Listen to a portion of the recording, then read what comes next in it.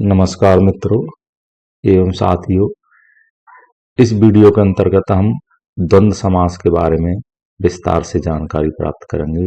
यह बहुत ही important video है और द्वंद्व समास जो है उसमें से भी कई परीक्षाओं में प्रश्न पूछा जाता है। यहाँ द्वंद्व का क्या अर्थ है, द्वंद्व समास की परिभाषा क्या है, इसके बारे में पहले जानकारी प्राप्त करेंगे।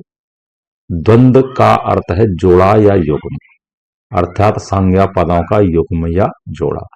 जैसे द्वंद्व युद्ध होता है, द्वंद्व युद्ध में दो आदमी, दो पहलवान, दो वीर आपस में भिड़ते हैं, लड़ते हैं।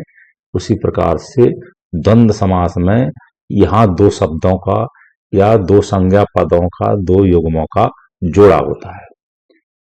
अब इसकी परिभाषा देखते हैं। जिस समास में दो या तीन यानी युग्म संज्ञाएं हों तथा बीच से, उनके बीच से और तथा या आदि संयोजक शब्दों का लोप करके उनको जोड़ दिया जाए, उसे द्वंद्व समास कहते हैं।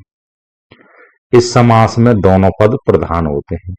दोनों पद मतलब पूर्व पद और उत्तर पद, अर्थात पहला पद और अंतिम पद दोनों ही प्रधान होते हैं, दोनों ही मुख्य होते हैं, क्योंकि इनसे अलग अलग वस्तुओं या गुणों का बोध होता है। इस समास में प्राय संयोजक शब्दों का लोप कर योजक चिन्ह अर्थात हाइफेन का प्रयोग किया जाता है। संयोजक शब्द कौन से हैं? वो हैं और, तथा, अथवा या आदि। इन संयोजक शब्दों का लोप करके जब हम समासिक पद बनाते हैं तो उनके बीच हाइफेन या योजक चिन्ह का प्रयोग करते हैं। इस समास की रचना इस प्रकार से होती है। एक हमने समीकरण बनाया है जैसा कि प्रदर्शित है स्क्रीन पर अंत में। तो वो है संज्ञा प्लस संयोजक प्लस संज्ञा, यानी पहले पूर्व पद संज्ञा होगा, फिर संयोजक होगा, संयोजक मतलब और, तथा, या, अथवा आदि, और फिर संज्ञा होगा। जैसे कुछ उदाहरण हम देखें। आना या जाना, आना पूर्व पद है, जाना उत्तर पद है, बीच में या संयोजक है, तो इसका समासिक पद बनेगा, समास बनेगा आना जाना। ऐसे ही आगे थोड़ा या बहुत, थोड़ा पूर्व पद है, बहुत अंतिम पद है या उत्तर पद है।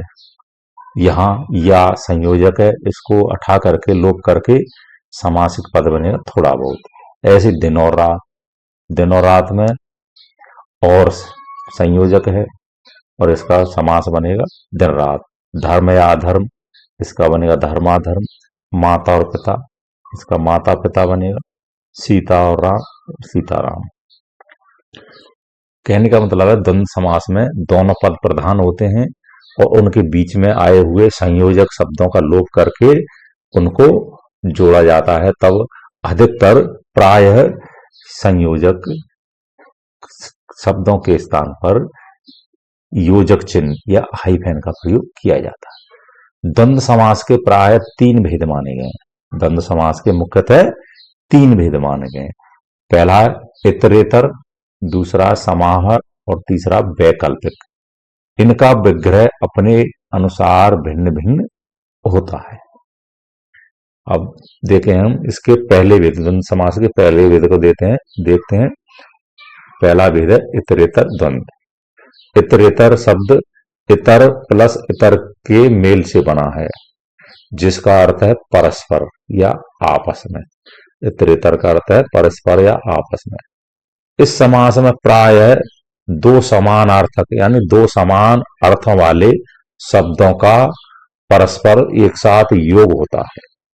यानी इतरेतर समास में या इतरेतर द्वंद्व समास में दो समान अर्थों वाले परस्पर संबंधों का शब्दों का योग होता है। यानी पूर्व पद और उत्तर पद दोनों ही समान अर्थ वाले यहां होते हैं। इसके समस्त पद में और, समस्त पद है सामासिक पद में और, तथा, एवं के लोप करने से बनते हैं। यानी इसके जो इतरेतर द्वंद्व समास के जो समस्त पद हैं या सामासिक पद हैं वो और, तथा, एवं आदि संयोजक शब्दों के लोप करने से बनते हैं। जैसे आयात और निर्यात। आयात पूर्व पद है, पहला पद है, और निर्यात उत्तर पद है, अंतिम पद है। इसके बीच आया है और यह है संयोजक शब्द। इसका लोप करने पर जो समास पद बनेगा वो बनेगा आयात और निर्यात। ऐसे ऋषि और मुनि, ऋषि मुनि की जगह ऋषि मुनि। आगे हम देखते हैं ऐसे कंद और मूल एवं फल, इसका बनेगा कंद मूल फल। कलम तथा पेंसिल के स्थान में कलम पेंसिल। गाय और बैल का गाय बैल। दाल और रोटी का दाल रोटी। भरत और शत्रुघ्न का भरत शत्रुघ्न। भाई और बहन का भाई बहन। माँ और बाप का माँ बाप। राम और कृष्ण का राम कृष्ण। वेद एवं प्राण का वेद प्राण। सत्य एवं अहिंसा का सत्य अहिंसा। द्वंद्व समास का दूसरा भेद है प्रकार है वैकल्पिक द्वंद्व। वैकल्पिक का अर्थ है ऐच्छिक, ऑप्शनल, यानी अनिश्चित या अनिर्णीत। वैकल्पिक का अर्थ है अनिश्चित या अनिर्णीत या ऐच्छिक। इस समास में प्राय दोनों दो विपरीत, यानी इस समास में प्राय क्या है, दो विपरीतार्थक शब्दों का योग होता है।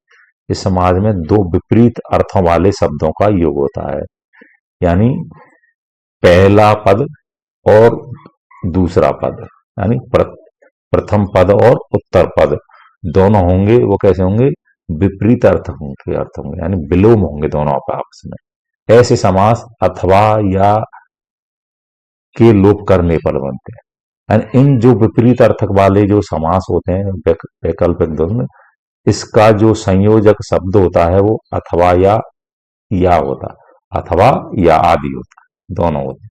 या तो अथवा होगा या होगा। जैसे ऊंचा या नीचा।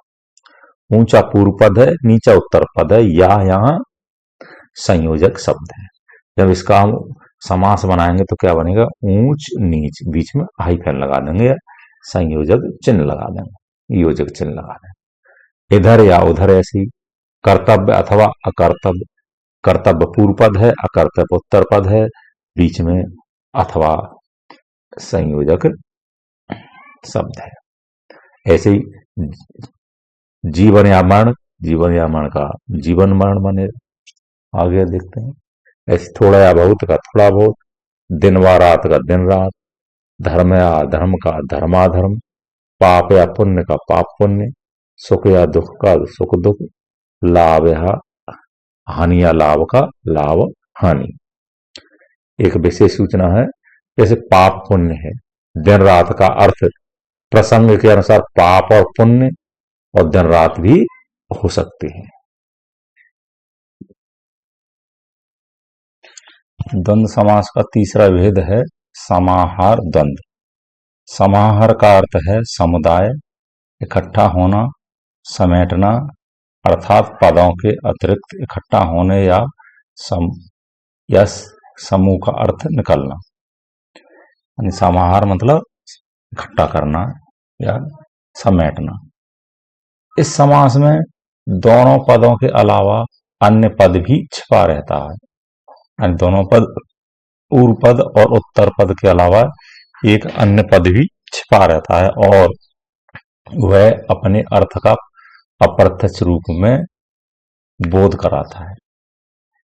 वह अपने अर्थ का अप्रत्यक्ष रूप से बोध कराता है। जैसे कपड़ा लत्ता, इसका कपड़ा लत्ता समास है और इसका विग्रह हुआ कपड़ा लत्ता आदि, यानी सारा सामान। दूसरा उदाहरण है खाना पीना। खाना पीना आदि यानी सारे खाद्य पदार्थ। घास पात, घास पात आदि सारा कूड़ा। झाड़ फूंक है, झाड़ फूंक आदि यानी सारी सफाई। धन दौलत, धन दौलत आदि सारी संपत्ति। बाल बच्चे आदि यानी सारा परिवार। लंगड़ा लूला आदि यानी विकलांग। लेन देन आदि यानी परस्पर व्यवहार। सेठ साहूकार आदि धनी लोग।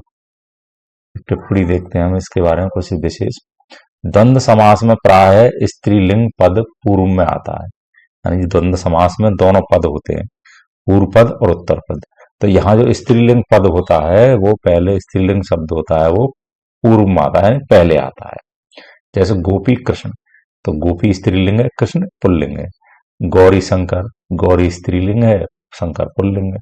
राधा कृष्ण, राधा स्त्रीलिंग है, कृष्ण पुल्लिंग है। ऐसे ऐसे ही सीताराम, गाय बैल, नाक कान, माँ बाप, माता पिता, स्त्री पुरुष आदि।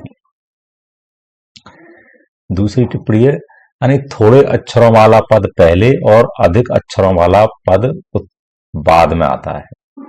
यानी थोड़े अक्षरों वाला जो पद होगा, शब्द होगा, वो पूर्व में आएगा, और जो अधिक अक्षरों वाला होगा वो है बाद में आएगा, यानी उत्तर पद में आएगा।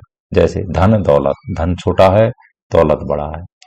थोड़ा बहुत, वेद प्राण, सत्य अहिंसा, सेठ साहूकार आदि। तीसरी टिप्पणी है, जब विशेषणों का प्रयोग संज्ञा के समान हो, जब विशेषणों का प्रयोग संज्ञा के समान हो तो वहां द्वंद्व समास होगा। और यदि दोनों पद, यानी विशेषणों का प्रयोग विशेषण के अर्थ में ही हो, दोनों पदों का यानी विशेषणों का प्रयोग विशेषण के अर्थ में ही हो, तो वहां कर्मधारय समास हो गया। कहने का मतलब, यानी विशेषणों का पद यदि संज्ञा के समान हो तो वहां द्वंद्व समास होगा, और विशेषणों का प्रयोग यानी दोनों ही पदों का प्रयोग विशेषण के अर्थ में ही हो तो वहां कर्मधारय समास होगा। जैसे अंधा बहरा, अड़ोस पड़ोस, आस पास, ऊंचा नीचा, नंगा भारा, भरा पूरा, भूखा प्यासा। तो मित्र, यहाँ तक द्वंद्व समास के बारे में हमने विस्तार से जानकारी दी। ये आपके लिए बहुत ही उपयोग होगा, सभी परीक्षाओं की दृष्टि से बहुत ही महत्वपूर्ण है। धन्यवाद।